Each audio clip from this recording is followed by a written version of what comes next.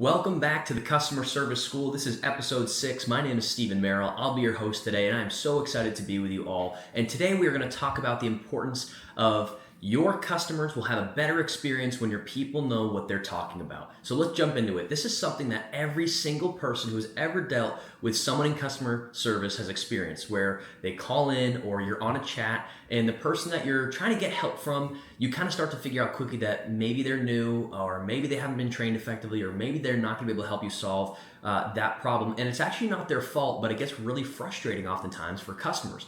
And so as a leader watching this, what you want to understand is that in order to increase the effectiveness of your customer experience, you want to make sure that your people are trained and that they know what they are talking about. So whether you provide a product for someone or whether you provide a service, your people need to know what is going on and how to answer questions. And so how do you start with this, right? A lot of times people, when they hire, they're hiring for skill. They think that, if I get the best person in here who knows what to do in the job, then we'll have A players. And that's not the case. There's 3 key characteristics that you need to pay attention to when you're hiring, and most companies focus on that skill, which is one of the 3, but they're missing out on the attitude and the passion. And the reason that I bring this up is that attitude and passion are things that you can't train. You yourself can't be super passionate about something and then try to force that on someone else or try to train that passion into someone else. True passion comes from internally. So you need to make sure that when you're hiring someone who has a hunger, who's passionate about what you're doing, and who has a good attitude. They have an open mind. They're going to be willing to learn, because in order for your customers to have great experiences with highly trained people, your people must be open and willing to train constantly. That's the key. A lot of companies miss the boat here because they think that, okay, I'm going to hire on someone, they're really skilled in this. Great. Then when they come onto the team, we have an onboarding process, and that's going to be 1 day long, or it's a 2-day kind of like seminar, or it's a 7-day series of trainings that's automated, and then they get into the role, and then we see if they perform well or not. That's a failing formula, because what you want to do again is start off with step 1. Am I hiring someone who has a great attitude when things get hard, when things have to get kind of creative and we have to problem solve? Do they have passion for this? If their skill is there, awesome. And if it's something we need to train, not a problem. But then how am I onboarding them? Do I have a 30, 60, 90-day plan? Onboarding is not 1 week. It's at least 3 months, because that person is brand new to your culture. Remember, your culture will eat your strategy for breakfast. So you want to make sure that that person who's coming into your culture is being trained on who you are, how you operate, how you handle internal conflict, how you work together with team members, how you view customers, how you view your product and service, and how you treat your customers every single time. And you want to make sure that person is learning from a seasoned professional in your team.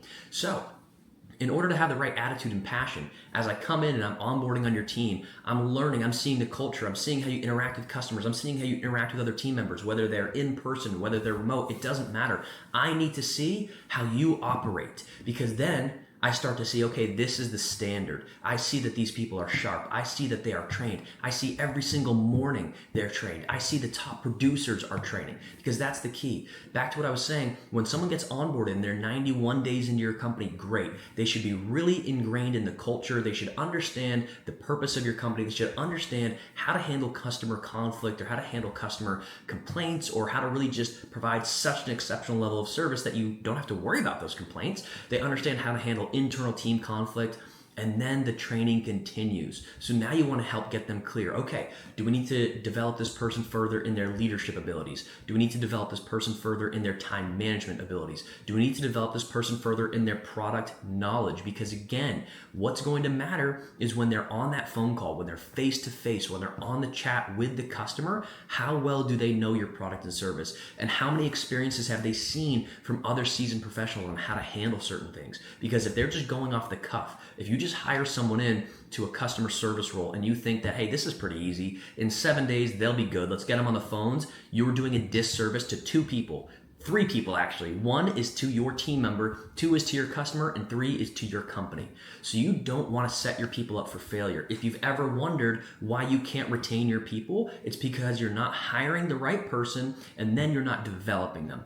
Keep in mind, training is one to many. It's something that you have a big orientation and you have a speaker, maybe you're speaking and you're speaking to everybody. That's good. That's training. You're going to get the point across. But development is when you sit down one-to-one with someone and you develop specific skills, you hone them in on their craft. And so again, if you want to think about how is your customer going to experience a better level of service when your people are trained, it's simple, because your people are going to know what your customer is going to ask. Your people are going to know what has happened in other situations and how other seasoned professionals in your team has solved them. And so when your people are consistently trained and they are constantly developing their skills, your customer experience is going to be through the roof, because your customers are going to say, this was amazing. They had every answer before I could even ask it. And when I did ask a question, they were so proactive. They solved it right there on the phone with me. I didn't have to wait for 4 hours to get a call back. I didn't have to wait for some long email that took 3 weeks to get back to me. And I was already so frustrated that I wanted to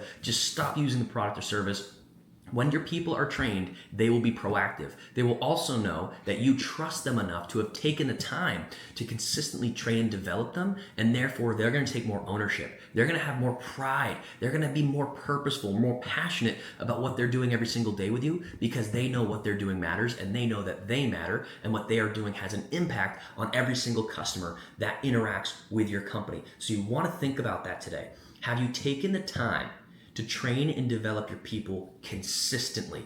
Consistency is what creates great companies, and that is what is going to differentiate your business in 2024 from everybody else, regardless of what industry you're in. So you want to think, have I taken the time to set my people up with training and development that is consistent? That's every single day. Then are they role playing? Are they taking the time to apply that knowledge with each other before they get on a sales call, before they get on a customer service solution call, whatever it may be? But you really want to think and realize that your customers will have a much better experience if you have taken the time to train and develop your people on the product, on the service. They have a full understanding of how your process works. They're passionate and purposeful when they're in your company, and they understand what you stand for.